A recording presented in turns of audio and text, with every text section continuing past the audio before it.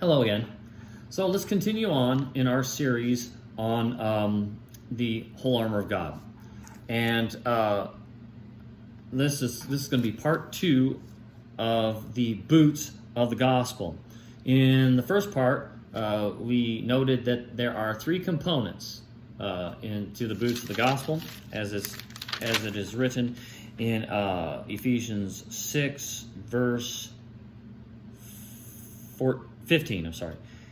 And it says, and having your feet shod with the preparation of the gospel of peace. So the 3 components are preparation, gospel, and peace. So we covered the preparation and we covered the gospel last time. Now let's cover the peace part. And so the word peace in the Greek, in this text, means, it is the Greek word eirene, which means peace, harmony, tranquility, safety, welfare, health, often with an emphasis on lack of strife or reconciliation in a relation or a relationship. Generally follows the meaning and usage of the Hebrew word. Okay, so this is emphasizing the spiritual aspect of having peace with God and having peace in a relationship with God. But it also includes a material world aspect. And let's and it's right here in the definition of eirene.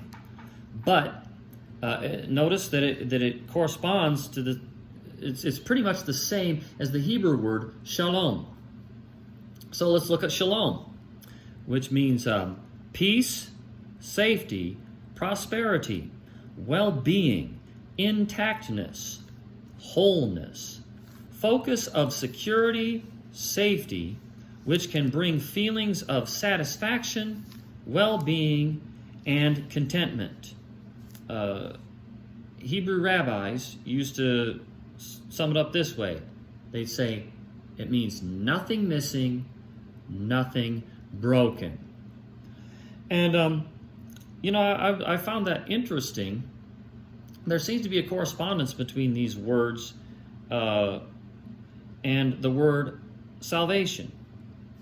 In fact, Vine's Expository Dictionary confirms that shalom is related to eirene and notes that shalom is also related to soteria, Greek word for salvation, particularly in offerings. It talked about the peace offerings in the book of Leviticus, that apparently it could also have been translated the salvation offerings. So salvation is the word soteria, which denotes deliverance, preservation, salvation.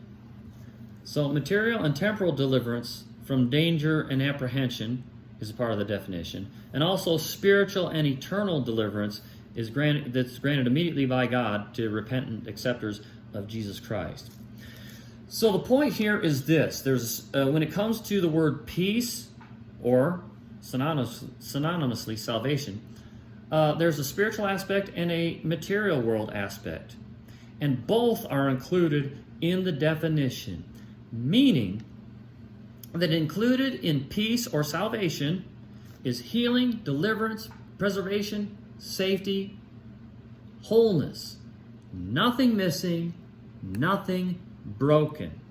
Meaning that salvation includes physical healing as well as spiritual healing. It includes deliverance. That's why in the Great Commission it says that go ye therefore into all the world and preach the gospel to every creature, baptizing them in the name of the Father, the Son, and the Holy Spirit. And in Mark 16 it says, these signs shall follow them that believe. In my name shall they cast out devils, that's deliverance. They shall speak with new tongues. They shall take up serpents. If they drink anything deadly, it shall not harm them. And they shall lay hands on the sick, and they shall recover. And so all of that is included in the salvation package.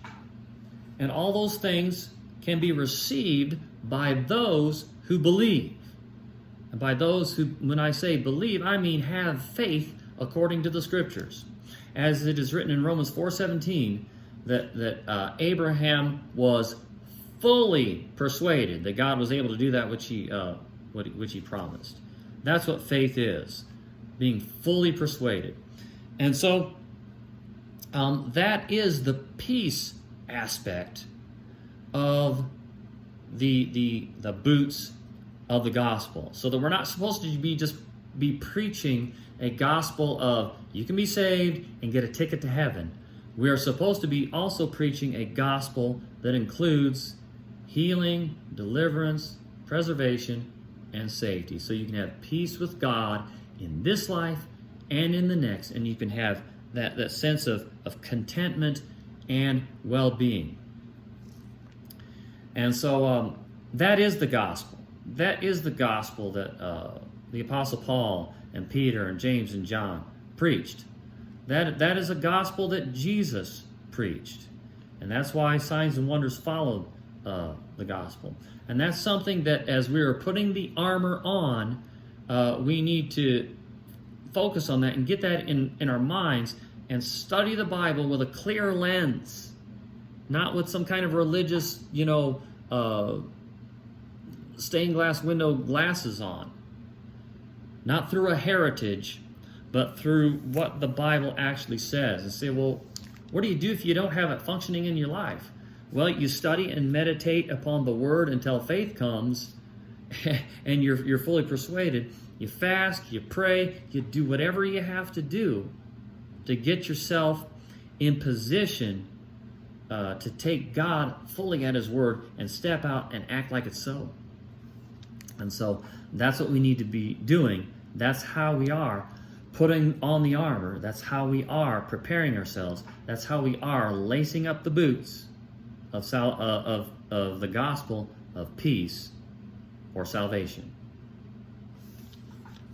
So let's get started.